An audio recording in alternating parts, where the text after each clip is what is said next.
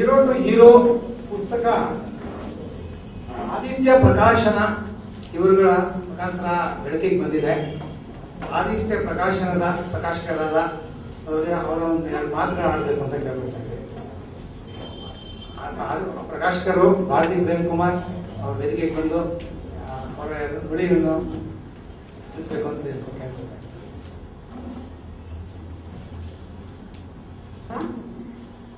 ನಾನು ಶ್ರೀಮತಿ ಭಾರತಿ ಪ್ರೇಮ್ ಕುಮಾರ್. ಶ್ರೀ ಪ್ರೇಮ್ ಕುಮಾರ್ ಅವರು ತಮ್ಮ ಬದುಕಿನ 25 ವರ್ಷದ ಅನುಭವಗಳನ್ನು ಈ ಪುಸ್ತಕ ರೂಪದಲ್ಲಿ ಪ್ರಕಟಿಸಿದ್ದಾರೆ. ಅವರು ಈ ಪ್ರಥಮ ಪರಿಣಾಮವನ್ನು ಅವರ ವಿಶಿಷ್ಟ ಶೈಲಿಯಲ್ಲಿ ಅವರ ಅನುಭವಗಳನ್ನು ಬರೆದಿದ್ದಾರೆ. ಈ ಪುಸ್ತಕವು ಅವರ ಎಲ್ಲರೂ ಓದಿಕೊಂಡು ಓದಿ ಎಂದು ಕೋರುತ್ತಾ ನಾನು ಹೇಳುತ್ತೇನೆ. ವಂದನೆಗಳು ಮೇಡಮ್. ಈಗ ಲೇಖಕರಾದ ಟಿ.ಕೆ. ಪ್ರೇಮ್ ಕುಮಾರ್ ಅವರಿಂದ ಪ್ರಸ್ತಾವ ಸ್ವಾಗತ ಭಾಷಣ. ಇಲ್ಲಿ ನೆರೆದಿರುವ ನನ್ನ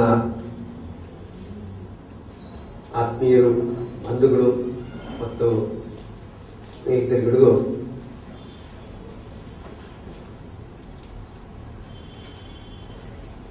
ಬಹಳ ದಿನಗಳ ಮೇಲೆ ನಾನು ಇನ್ಸ್ಟಿಟ್ಯೂಟ್ ಆಫ್ ವರ್ಲ್ಡ್ ಕಲ್ಚರ್ಗೆ ಹೆಚ್ಚು ಕಡಿಮೆ 1 ವರ್ಷಗಳ ಆದ್ಮೇಲೆ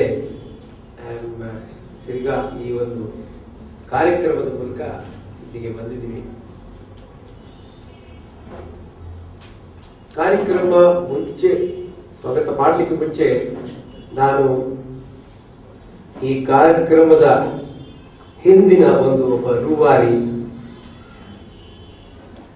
ನನಗೆ ನನ್ನೊಳಗೂ ಒಬ್ಬ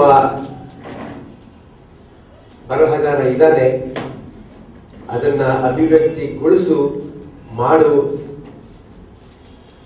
ಧ್ಯಾನ ಕಸ್ತೂರಿಯಲ್ಲಿ 20 ಸಂಚಿಕೆಗಳು ಆ ಒಂದು ಆರ್ಟಿಕಲ್ಸ್ ಆಗಿ ಬಂದು, ಆದರೆ ಹಿಂದಿನ ರೂವಾರಿ ಪಿರಮಿಡ್ ಸ್ಪಿರಿಚುವಲ್ ಸೊಸೈಟೀಸ್ ಮೂವ್ಮೆಂಟ್ ಸಂಸ್ಥಾಪಕರಾದ ಬ್ರಹ್ಮಶ್ರೀ ಪತ್ರಿಜಿಯವರು, ಅವರಿಗೆ ದೊಡ್ಡ ಚಪ್ಪಾಳೆಯನ್ನು ನಾನು ಎಲ್ಲರೂ ಹೇಳಿಕೊಳ್ಳುವುದಕ್ಕಿಂತ ನಾನು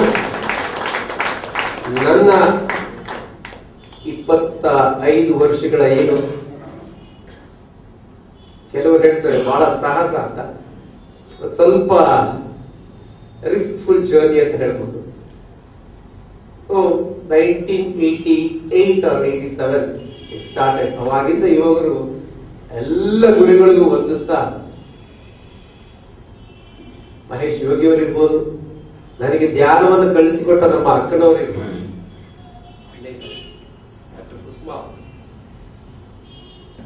ಮಹೇಶ್ ಯೋಗಿಯವರು, ರಾಮಕೃಷ್ಣ ಪರಮಹಂಸ, ವಿವೇಕಾನಂದ, ಇವರೆಲ್ಲರೂ ನಾನು ನ್ಯಾಷನಲ್ ಹೈಸ್ಕೂಲಲ್ಲಿ ಓದ್ತಿದ್ದವನು. ಈ ಒಂದು ಕನ್ನಡದ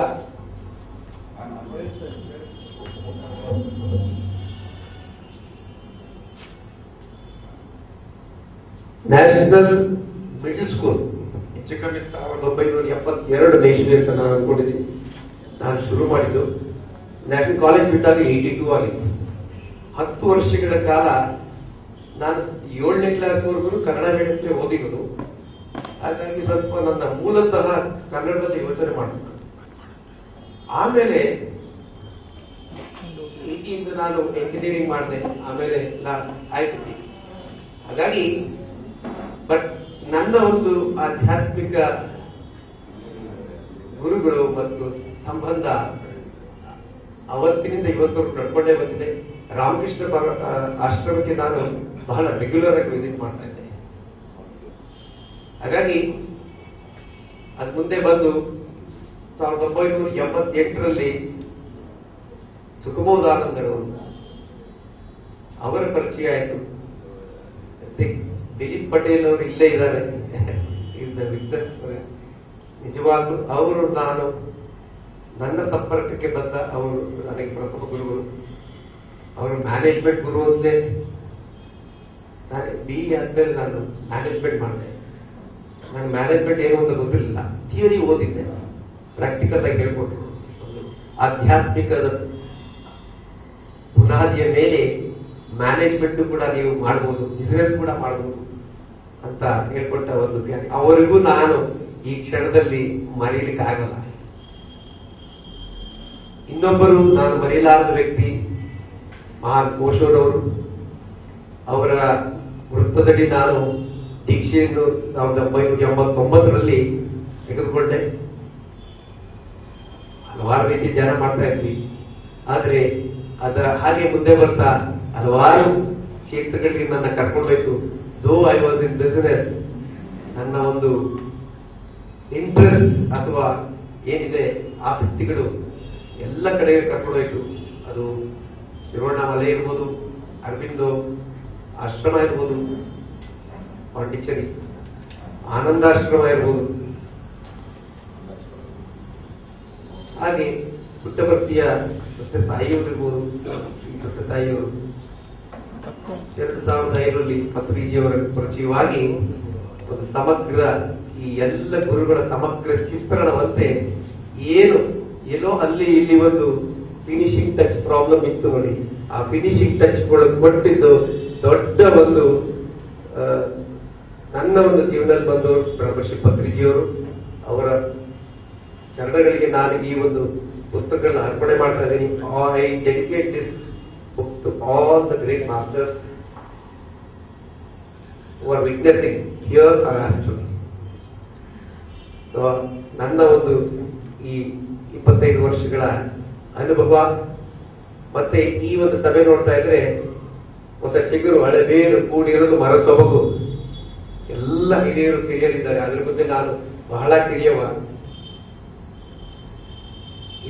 ಇವತ್ತಿನ ದಿನ ಸತ್ಯಸಾಯಿ ಸಂಸ್ಥೆಯ ಸಲಹೆಗಾರರಾದ ಗುರುಗಳು ಆದ ಶ್ರೀಕಂಠಯ್ಯನವರು ಬಂದಿದ್ದಾರೆ. ಇದೆಲ್ಲರ ಪರವಾಗಿ ಅವರು ನಾನು ಸ್ವಾಗತ ಮಾಡ್ತೇನೆ. ಅವರನ್ನ ಸ್ವಾಗತ ಮಾಡಬೇಕು ಅಂತ ದಿಲೀಪ್ ಪಟೇಲ್ ಜಿ ಅವ್ರನ್ನ ಕೇಳ್ಕೊತೀನಿ.